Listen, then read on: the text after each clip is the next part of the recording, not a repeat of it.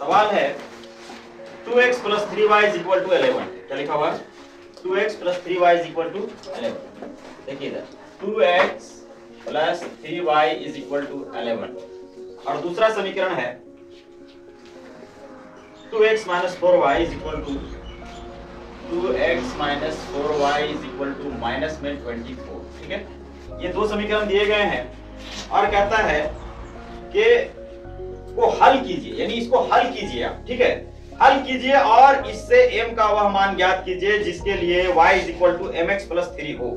यानी हल करने के बाद y is equal to mx plus 3 में इसका मान रख करके जो है ये मान निकाल करके m का मान को निकाल के बताना है कि m का मान क्या होगा। इसमें ये जो m नजर आ रहा है आपको, ये m का मान क्या होगा। लेकिन ये m का मान तभी निकलेगा जब आपको पता चल जाएगा y का मान क्या है और x का मान क्या है। तो ये x और y का मान निकालने के लिए आपके पास समीकरण युग्म दिया गया है, दो समीकरण दिए गए हैं, है ना। इसमें से एक समीकरण जो है ये है, इसको समीकरण 1 मान लेंगे और इसको समीकरण क्या मान लेंगे, 2 मान लेंगे। जैसा कि अभी आप लोगों का चल रहा है प्रतिस्थापन विधि, तो आपको पता है कि प्रतिस्थापन विधि में इसको हल कैसे किया जाता है।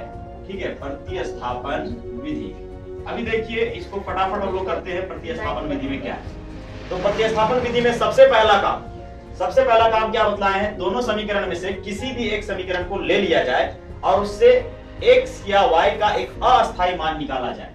जैसे कि मान लीजिए अगर हम लिखते हैं समीकरण 1 से, समीकरण किससे, 1 से, तो इस समीकरण 1 से जो है ये दिया गया है, इसको लिख देंगे पहले 2x plus 3y is equal to क्या, 11।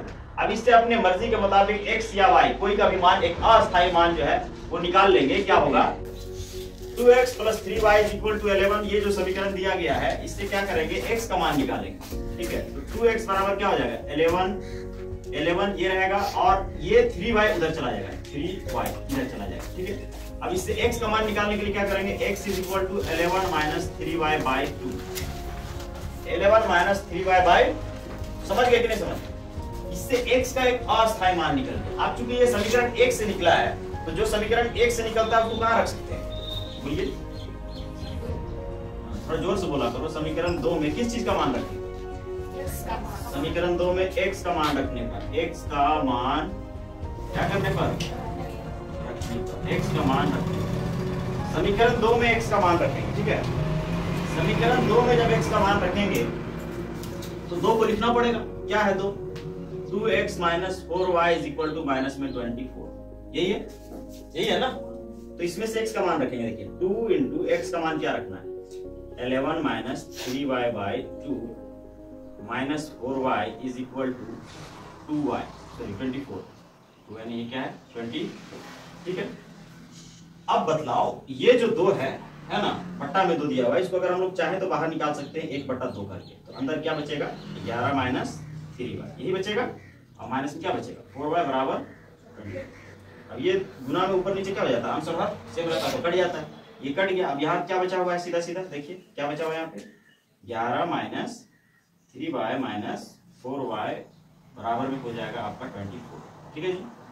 अब बतलाइए ये y को अगर हल करेंगे तो क्या होगा, 11 माइनस, ये भी माइनस में, ये भी माइनस में, बताइए क्या हो जाएगा, यहाँ प्लस हो जाएगा, मतलब झुकेगा। ठीक है, 4 और 3 कितना हो गया, 7। कितना हो जाएगा, इधर कितना लिखा हुआ।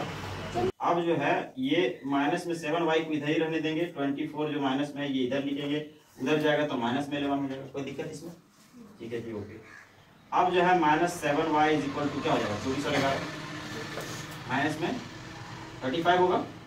ठीक है, माइनस माइनस क्या हो गया, कट गया, 7 एक का 7, 7 पचे 35। y का मान कितना आ गया, 5। y का मान कितना आ गया, 5 आ गया भाई।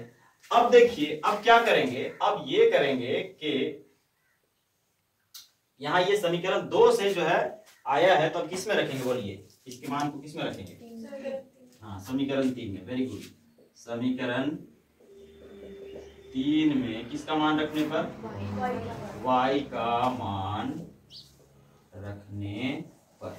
अब समीकरण 3 क्या है, बोलो समीकरण 3 क्या है, यही है समीकरण 3, यही पे रहता है ना समीकरण 3, जो ये मान निकालते हैं। तो ये क्या हो गया, बताइए x बराबर 11 माइनस 3y बटा क्या है, 2। यही है समीकरण 3। तो इसमें से हम लोग y का मान रखने वाले हैं। y का मान क्या आया है, बोलिए 5। क्या आया है, 5 बाई 2 हो जाएगा। x is equal to 11 minus 5 कितना बटा में 2। तो x बराबर क्या हो जाएगा, 15 में 11 घटाएंगे मतलब ये 4 माइनस में 4 बटा 2, 2 का 2, 2 दूनी यानी x का मान क्या आ गया -2, ठीक है ना। तो अब जो है यहां लिखेंगे अब x तथा y का मान निम्न समीकरण में रखने पर, या दिए गए समीकरण में रखने पर, समीकरण में क्या करने पर रखने, एक समीकरण दिया हुआ था अभी आप लोग देखे थे, उसी से ना m का मान निकालना है। m का मान निकालने के लिए निम्न समीकरण क्या दिया हुआ है, y is equal to mx plus क्या दिया हुआ mx प्लस वेरी। तो y का मान क्या आया बताइए 5 इज इक्वल टू m का मान निकालना है, x का मान आया है माइनस में 2 प्लस में ये 3 हो गया। 5 इज इक्वल टू, अब m और -2 आपस में गुना होगा तो माइनस में 2m लिखाएगा, 3 हो जाएगी, 3 को इधर लेना तो 5 माइनस 3 हो जाएगा, इधर क्या बचेगा माइनस में 2m, 5 में 2 घटाएंगे कितना बचेगा, सॉरी 5 में 3 घटाएंगे 2 बचेगा 2, और ये माइनस में क्या है 2m, यही ना है जी। हाँ तो ये आपका जो है इसको इधर ले जाइए 2 बटा -2, ये हो जाएगा, क्या बचेगा m, ये कट गया ना, तो कट गया तो क्या बचा सीधा सीधा m is equal to minus में 1, ये ना बचा -1 बचा नहीं, m इज इक्वल टू -1 ये भी आंसर था। क्या नहीं समझ में आया इसमें?